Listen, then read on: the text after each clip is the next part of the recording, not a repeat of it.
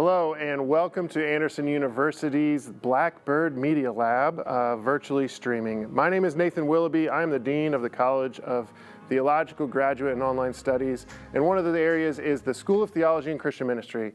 And I'm just so excited that you are joining us today. Across this day, we have 3 presentations and a panel, and all of these things are working towards the goal of helping you who has already chosen to tune in to think about church multiplication and discipleship in your context, in your ministry. I just want to share a little bit about the origins of this event. This is our 3rd annual event, and we have 3 great presenters for you. We have Pastor Robert Holt from Arkansas, Dr. George Evans from Texas, and Dr. Leanne Ketchum here from the AU faculty. And these 3 individuals are bringing experiences. Dr. Evans has planted 2 churches that have also planted 3 more churches, so we have experience in multiplication. You're going to hear from Pastor Holt right after me, and just the way that your local area becomes your mission field, and the way that collaboration with other Christians around you can make possible things that you probably aren't able to do alone. And so I know by the fact that you're tuning in today that you have a heart and a passion for the church. You have a heart and a passion for discipleship, for growing deeper, but also knowing that as we grow deeper with God, God is a sending God. God is a claiming God, a calling God, and that we hope that in the midst of today, you will be both renewed, recharged, maybe challenged, that you'll have an idea come to you, that you will hear the word of encouragement, or you'll hear the word of weight. As you talk around tables with people. We have folks gathered today we're aware of at 15 different sites where multiple people are taking this in together.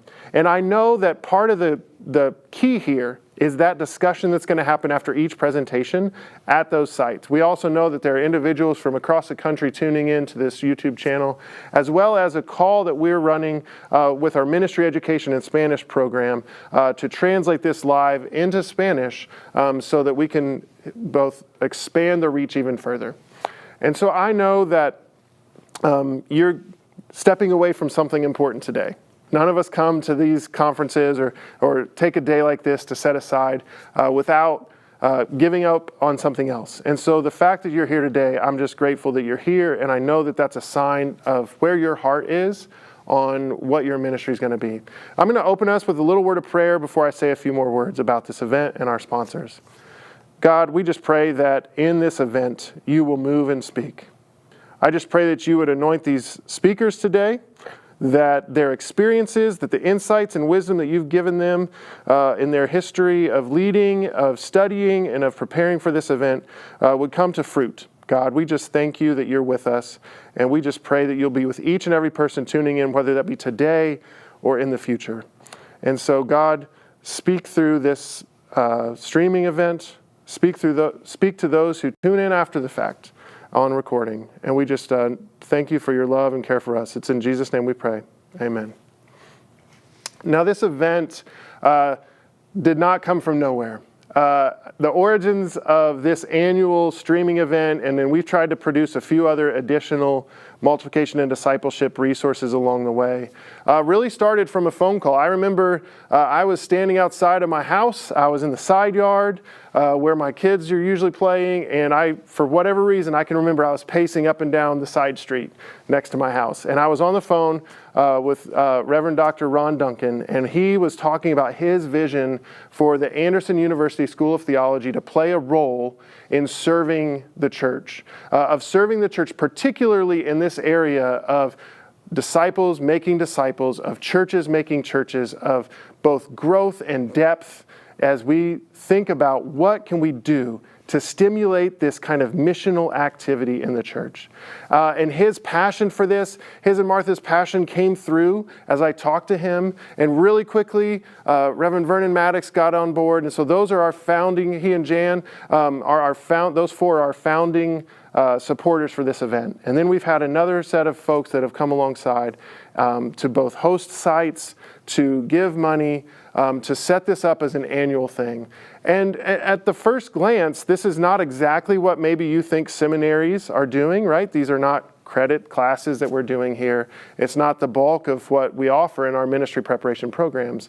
But the reason that I think the Duncans and Maddoxes saw the seminary and why I got on board with this project was we do see our mission as educating for life of faith and service in church and society. We see our mission as serving the church. And so even though these aren't credit things, we know that we sit at this kind of central location to disseminate and hear the stories and disseminate information that's going to help you to expand what you're doing in your ministries. And so I'm just so excited. We're in our third year. We already have in place, I want you to write these dates down, March 17th at noon Eastern. We have a virtual call set up. There's going to be a time for you to get a link and sign up for that, where we're going to follow up. What have you done in these kind of 6 weeks in your location? What are you putting in motion? What are you hearing from God? And so all of the panelists today and I will be there to join this call. We want you to join us on March 17th. I'd also encourage you, go ahead and write down now, January 26th. Next year, 2027, is going to be our event next year. And we already have a plan to work with Avenue Church in Ohio and Pastor Nate Holt as a case study of a way that kind of turnaround can happen when collaborating with state and other partners.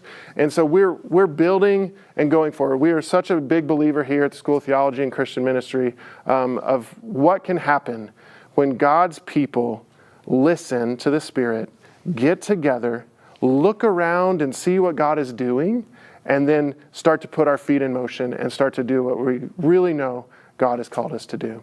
And so today we're going to have presentations, right? 3 different presentations with discussions afterward. Do not skip the discussions, all right? Those discussions where we process the information presented to you are critical to us really not just taking things in and feeling good, but like making some motion in what God is calling us to. And then we're going to have an opportunity for you to send questions to these panelists. You can send it in through the form that there'll be a code that shows up for you. And so I'm just expectant personally for what's going to happen. So thank you for tuning in. Thank you for being part of this Anderson University School of Theology and Christian Ministry Church Multiplication and Discipleship Day. Our first speaker will be Pastor Robert Holt. Good morning. Listen, I want to thank Nathan and all the team here at Blackbird for allowing us to come into this place and to present to you guys. And thank you for sitting there. As Nathan said, you did not have to be here today, but we so appreciate it. And I'm hoping that you're going to get something out of this. Now, for my part of the presentation, I'm going to kind of take you on a journey. There is no way I can give you every single thing that goes on at Healing Waters Outreach Center and through Love, Let Our Violence End. But I hope that I'm going to give you enough to where, first, you're going to take a pencil right now, and you're going to write this number down. You're going to write 501-516-1602. Now, let me give that to you again. 501-516-1602. That comes directly to me.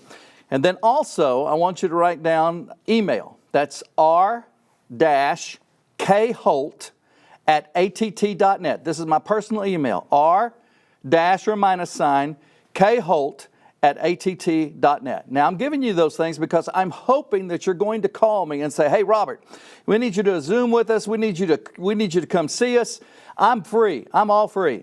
So I have this comes out of a 9-week course on developing outreach and strategic plans to reach those that are in need in your community, to not only help build your church, but to help build community. So that phone number and that email is important for you to write down, and I hope to hear from many of you that are watching this today. So let's go ahead and get started. So the first step that we've got to do in all of this as far as outreach, now I'm going to ask you, what is it? You're right, it's prayer. Prayer is the very first thing that we need to start with, and it's something that I've believed in for a long time. I better have, because I've been doing it for 35 years, working the streets. I started out working with kids involved in gangs and drugs, and we now are working in various communities across our state and other states in helping to develop outreach to individuals that are involved in negative behaviors, as well as Healing Waters Outreach Center, that we serve over 85,000 families a year through our center, and you'll hear more about that here in just a minute. But we want to start with prayer. So how do you know what God is wanting you to do if you do not hear from God? Understand Scripture is pretty plain about areas such as feeding the hungry, clothing the naked, taking care of widows and children, healing the sick, raising the dead, setting the captives free, and visiting those in prison. Oh, and go out into the world and make disciples. Oh, but wait a minute, there's even one more that's even greater than all of that. It says, love God and love your neighbor as yourself. Now, did you hear that? It said, love your neighbor as yourself. There have been times when churches have asked me to come in, and I'm not there to embarrass anybody, I promise you, but I'm trying to make a point as to what we need to be doing in our own communities. I will go in and I'll say, I'm going to use Nathan. Brother Nathan, come with me for just a minute. We're going to go outside. We'll walk across the street to a home, knock on the door, and I'll have that person that answers the door, and I'll just simply ask them, do you know who this person is next to me? And they'll say, no, I've never met them. Well, hence, that's where we have the problem. We want to reach the world, but we're not reaching our own 5 miles of love. We're not reaching our own communities that are right there around us. So that is my hope and prayer, is that I'm going to help you build community that's going to build your congregation. It is great we all know these areas as far as feeding the hungry. It is great that we all know these areas, but how do you implement getting to these needs? Most churches just wait until they come through the door. In most cases, people do not. Or if they did, we tell them to go down to the street to so-and-so place because they feed the hungry. Now, we did a poll in November at our outreach center. On Sundays, we have about 600 families that come through on Sundays. And we did a poll of these various families, and the simple question was this: what do you go to church? 87% of them said yes. And they're coming to our center to be fed. What my prayer is that our parking lot is empty, because that means all of those churches are feeding their congregation. When we began, we surveyed individuals. So when Healing Waters began in the community, we surveyed individuals in the community by talking to them and asking them what they felt were the greatest needs besides money. The top 2 were food and baby items. And that is where we began. We asked the neighborhood if they would be willing to collect extra food at the store and buy one baby item and bring to the center. This got the community involved in helping each other. Well, not only did that get the community involved in helping their own community, but it began getting people involved with us at Healing Waters. And we have several of them, which you'll see a list here in a minute. We have several of them that have stayed because they saw that we were involved in meeting needs and helping our own community. After several years of food distribution, we got a partnership with Walmart. Now, some of you are asking, well, how did you get all of these things? It didn't happen overnight. We've been doing this in this particular area for 25 years. So it has taken a long time to get to feeding over 80,000 families a year. So where do we begin as far as our distribution? We got a partnership with Walmart because several of their employees at Walmart had been helped by Healing Waters. So Walmart decided, hey, well, let's just donate items and food to them. The next partner was Feed the Children. I was approached at a meeting by a representative of Feed the Children where I was speaking at a conference, and he asked if I had looked into partnering with them. I immediately went and filled out an application. We've been partnering with Feed the Children now for 14 years. You can go to our website at www.lovehealingwaters.com. That's lovehealingwaters.com. And the very first video, you can see the video that Feed the Children did for us there. Now keep in mind, if you do your part and follow through and what you say, businesses talk to other businesses. And soon you will have them calling you to see how they can help. Dennis, who's president of our board, was contacted by a company because of the Walmart connection. And that company had other companies that were looking to donate. Now, working with this particular organization was a little different. It was a little different for us because we have never put money out in order to be a part of a distribution. They required a fee to work with them and these other companies. We prayed, and yes, God provided that fee. We do not do fundraisers. We did not do it. We've never done a fundraiser in over 25 years of being a part of this. And now we work with Amazon to distribute their trailer loads of free and other organizations and families. There are times that you have to pay for the products that you distribute, but God supplied all of what we needed to never run out of provision. And I'm talking never run out of provision.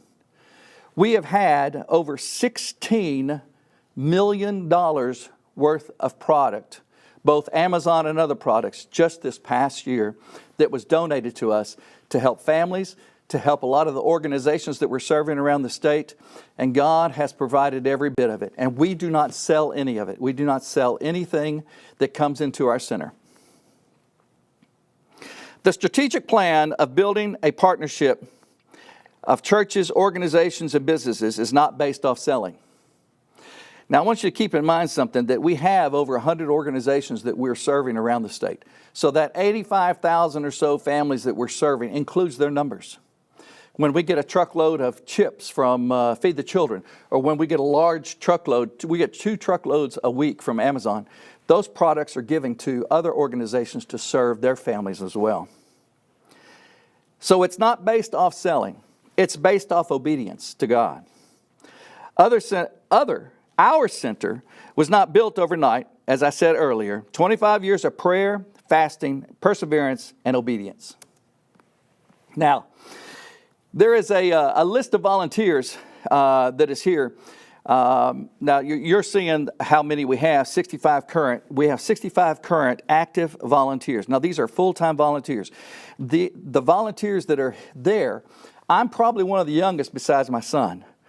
But every single one of these volunteers are there from Sunday to Friday, constantly working and helping. Now, we also have younger backs that come in, and I'll get into that in just a moment.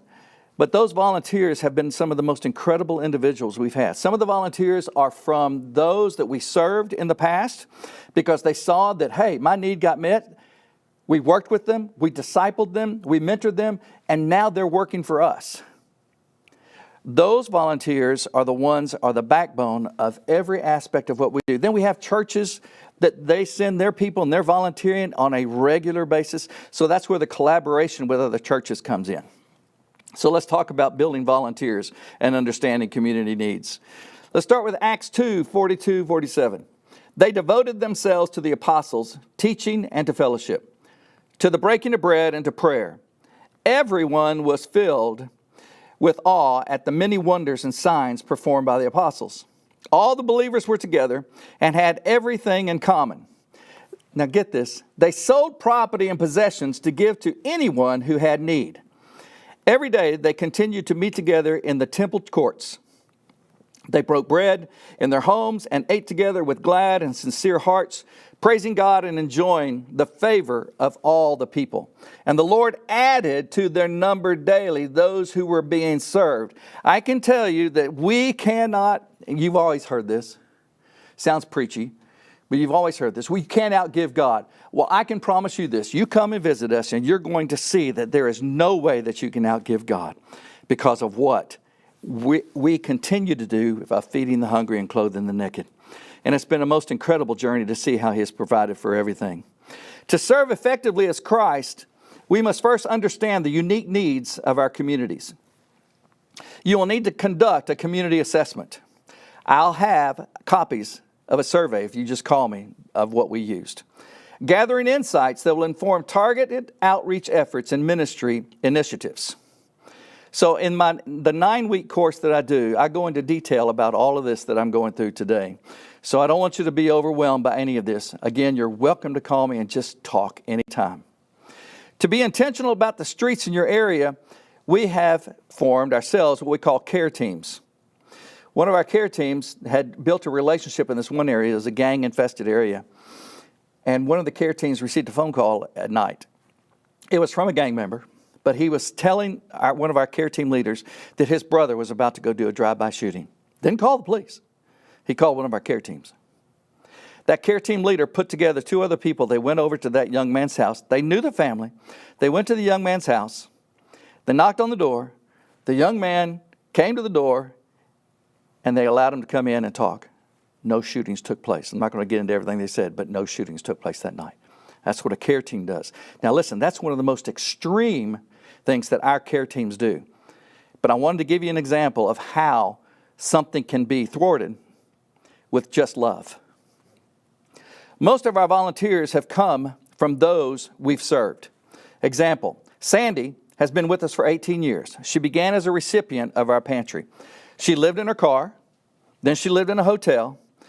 And then we finally got her to volunteer, and she began working with all of these individuals and all of these ladies and so forth that surrounded her, began discipling her and mentoring her. We finally got in her a full-time home. She now lives in a home and is loving every single minute, and still to this day, she's our longest volunteer, still to this day, volunteers with us. And then most recently, we've had Patrick. Patrick was part of a reentry program that comes and serves, which I'll talk about in a minute. But Patrick was a part of a reentry program that came, and then after he got out of the reentry program, because he had been loved so much, he was in prison for 30 years, But this young man is now learning how to take my place. Now I'm going to get emotional a little bit, because I've prayed for a long time for God to bring somebody to take my place. And God uses a man who'd been in prison for 30 years. Oh, guess what? We read every single day in our scriptures of somebody that had been in prison many times.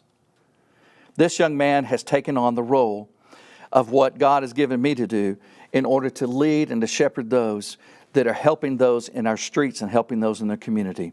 And he has been an incredible young man to work with, and I'm so thankful and grateful for Patrick. And you'll get to meet him.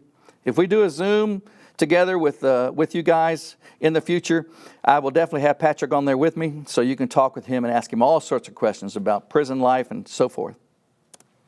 Now, some of the agencies that we're working with when I talk about reentry programs, some of the agencies that we're working with are Harmony Hill. Harmony Hill is a rehabilitation for drugs. These ladies come every single Monday, and they put together 600 grocery bags every Monday for us to give out the following Sunday. We do our distribution on Sundays, and so these ladies come in and work with us, and then we have people that are surrounding those ladies that are constantly not preaching to them, but just loving on them. Because when they do have questions about Scripture, they have questions about Christ, there is somebody standing right there. That we also do a Bible study with them on Wednesday nights. And when I say Bible study, it is a time where we just open the floor and they just talk about God, whatever they want to talk about, and ask questions. And we're there to answer those questions. We have people like Renew Life, that is Hidden Creek, the men that come from Hidden Creek. They're there every Monday, Friday, and Sundays helping us. There's 5 to 15 guys, and we're mentoring those and discipling those guys. We have Phoenix Recovery that's coming in. These ladies come in, they clean the building. They help us also with groceries. And then we also do a Bible study with those ladies. Volunteers from Safe Harbor. Safe Harbor is another men's unit. And they come on Tuesdays and Thursdays, help us unload. And again, we surround these individuals. And then once they leave these programs, I would say probably 40% of them come back to volunteer. A lot of them move to other states and other cities. And we try to connect them with churches and organizations in their cities where they're moving to. We don't want them to stop learning about God. That's what keeps them out of prison. So building partnerships and collaborations. Ephesians 4, 1 through 6. As a prisoner for the Lord, then I urge you to live a life worthy of the calling you have received. Be completely humble and gentle. Let me tell you something. When you start collaborating and partnering with other churches in your community, be completely humble and gentle. And I know that there might have been a few of you that might have laughed just a little bit, but I'm telling you, that's one of the most critical pieces that you can do besides praying. Be patient, bearing with one another in love. Make every effort to keep the unity of spirit through the bond of peace. There is one body and one spirit, just as you were called to one hope when you were called. One Lord, one faith, one baptism, one God and Father of all, who is over all and through all and all. You'll learn what you're made of when you begin to collaborate with others. You'll learn truly what it means to love like Christ loved. Collaboration amplifies impact. It is important to build strategic partnerships with local organizations, businesses, and other churches, fostering a spirit of unity and cooperation that enhances community outreach efforts. So what do I mean by that? So we have partnered with Eagle Point Church. Some of you might have heard of Eagle Point Church, Jerry Riddle, Church of God. And he has had a ministry there at Southwest High School. I'm so proud of Jerry. At Southwest High School, working with a lot of the sports teams there and feeding them. Well, we partner with them. They utilize our kitchen to do all the cooking. And we have our volunteers there helping. And then also they use our buying power for food and so forth to assist in feeding these young men and young women. Also, we have Zeal Church, which is a non-denominational church. They partner with us on this effort as well in the community. And it's a collaborative effort.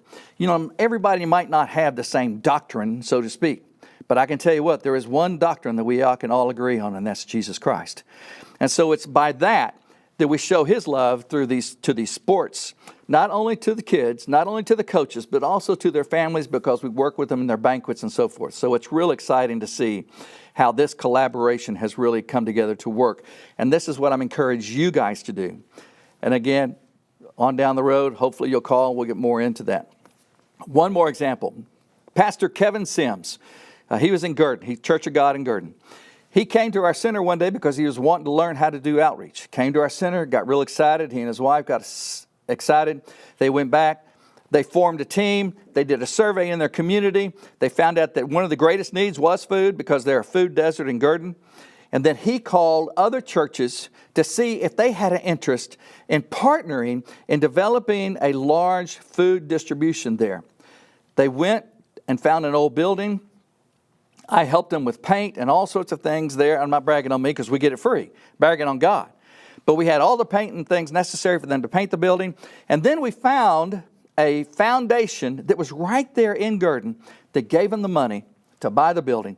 And now they have a strong outreach, partnership, collaboration, feeding people in Girton, in that community. And I'm so proud of what they're doing there. Something to think about. From the surveys, how would you start with the greatest need? That's something maybe you can talk around your table about, okay? How would you start with the greatest need? What tools do you need? What tools do you need to do it?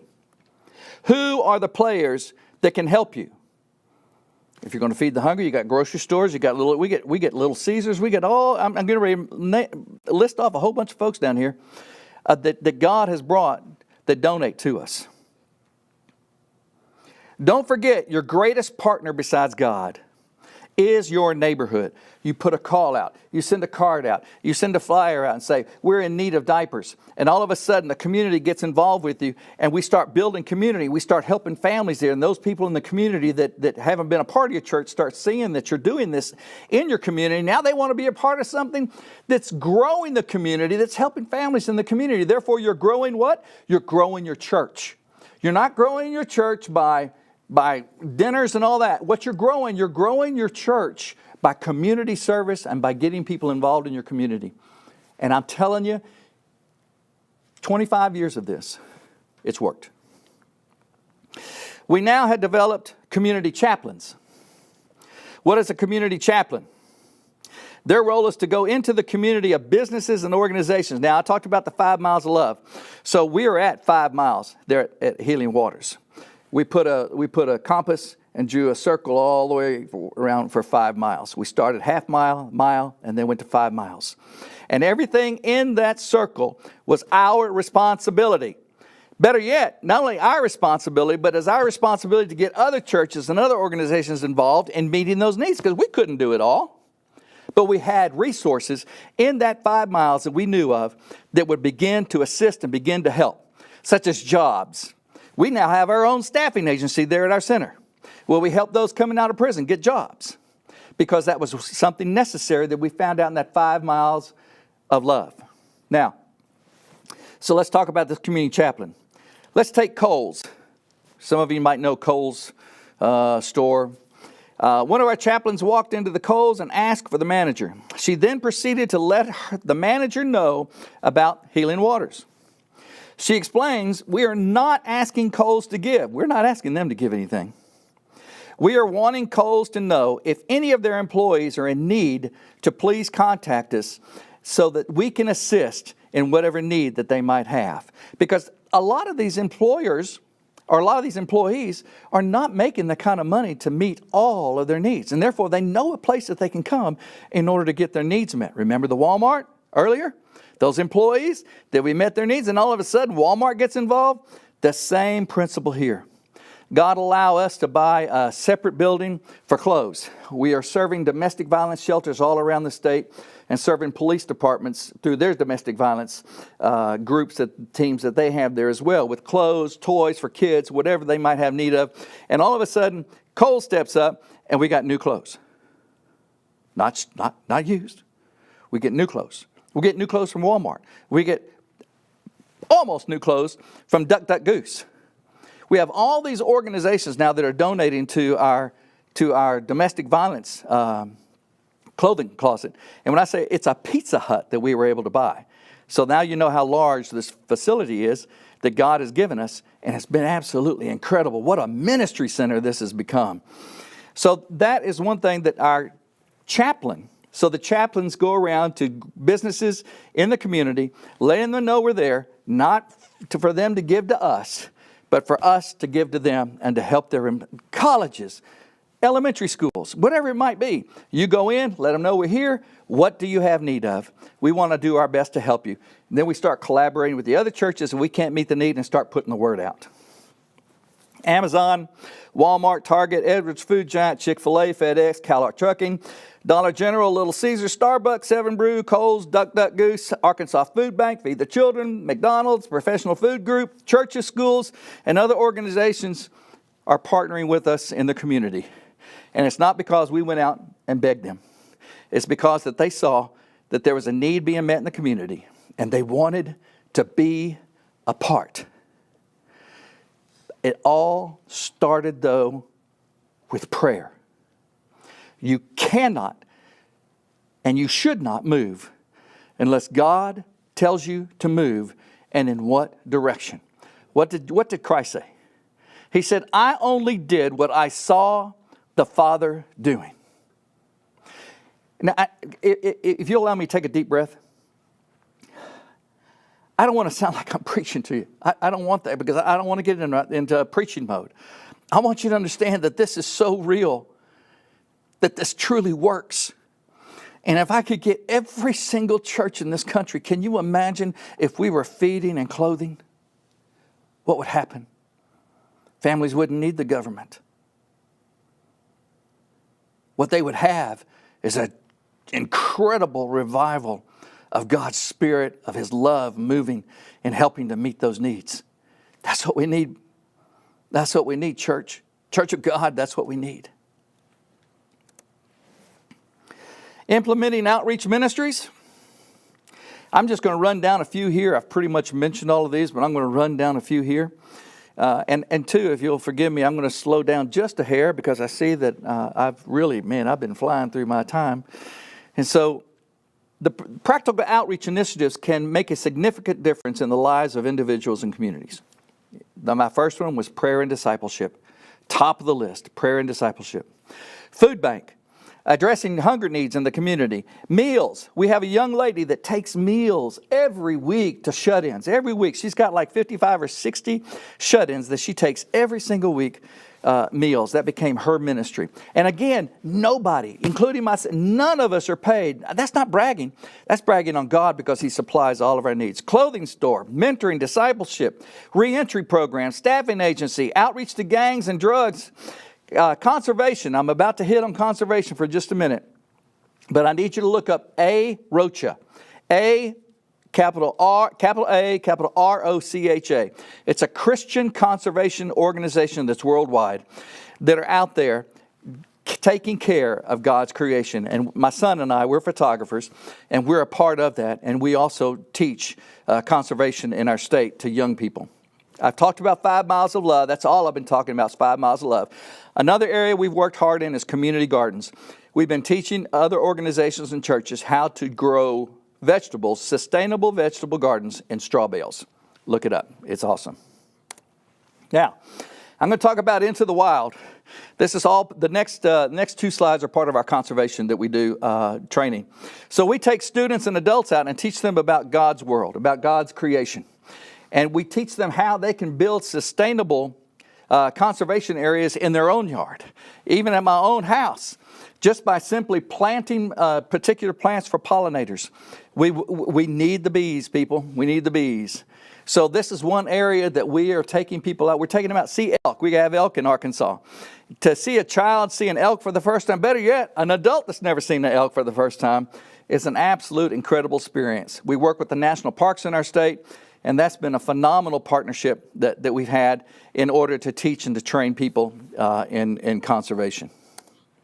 The next thing we've been doing is Outdoors with Cameron and Robert Holt. That is a podcast that we do on conservation. But it's not only conservation on animals, it's conservation on humans, where we are bringing people in that are conserving God's human life through drugs, through alcohol, whatever it might be. And we're featuring some of those partners that we partner with on how they help families, how they help individuals break that cycle of addiction, break that cycle of abuse. And so this podcast is part of that, and that's Outdoors with Cameron and Robert Holt on YouTube. There's my little commercial, so please go to it. We don't make any money on it. And then the 5 miles of love, this will be my last slide that I'll be talking about. 5 miles of love is everything that I've been encompassing with you today. There's a few things I wanted to bring out, though, if I could. Now, on the slide that I have, I've got our police department and I've got our fire department. If you want to know needs, talk with your fire department, build a relationship with them. Talk with your police department, build a relationship with your police department. Because they are the ones on the front lines that are going out and finding where all these needs are. And therefore, if you partner with them and build that trust with them, all of a sudden, you start getting phone calls of, hey, we have this need over here. We have a domestic violence situation. Can you come over here and just sit with this mom while we take care of business around here, or sit with this child, take care of business? Have a toy. Have an area in your church where you just have toys. And you don't have to take it. Maybe you just give it to the police department so they can take it. They're always in need of little stuffed animals to give to children that are going through domestic violence situations. That is just one small area where you can begin to participate to help in your community. Toys, stuffed animals, those types of things are critical for fire departments and for police departments. Bottled water. Bottled water is critical for fire departments. Just cases of water. Just take them cases of water. Because when they're at a fire, what do they need? They're getting hot, they're sweaty, they're getting smoke inhalation, and they need lots of water. So that is just a couple of little ideas thrown out that you can start participating in your 5 miles of love. And then the other thing I saw earlier that they had a picture up there and of the diapers. We do diapers. We have a tremendous need for diapers. And so we have several churches in the community that get their Sunday schools involved and so forth in order to bring diapers to us. But not only that, that's an area where we have been able to get our community involved in helping and assisting. So those are just some ideas thrown out. Again, I want to encourage you to call me. I don't know if on my slide here, I'm not sure what I put. Yeah, there it is. Good. Okay. So thank you, Chris. But call me, email me, please. Go to our website. See how we can assist you to develop an even stronger strategic plan in outreach in your community. So therefore, not only are you building community, but you are building your congregation as well. Something that God gave me a long time ago, and I'm talking a long time ago. I began ministry in 1994. And He gave me this saying, it only takes a ripple of love. So imagine a drop hitting the water and then rippling out. It only takes a ripple of love to create a great wave of compassion. It only takes a ripple of love to create a great wave of compassion. I'm telling you, church, now's the time for compassion if there ever was a time. Our world needs an enormous amount of compassion right now. And you have the opportunity right there in your own 5 miles of love to begin this compassion of love, because that drop is dropping right there on top of your church. That Holy Spirit is dropping it right there on top of your church. That's going to create a great wave of compassion. Hey, God bless you. Thank you so much for the opportunity to be here. I thank Nathan and all his people. We'll see you soon.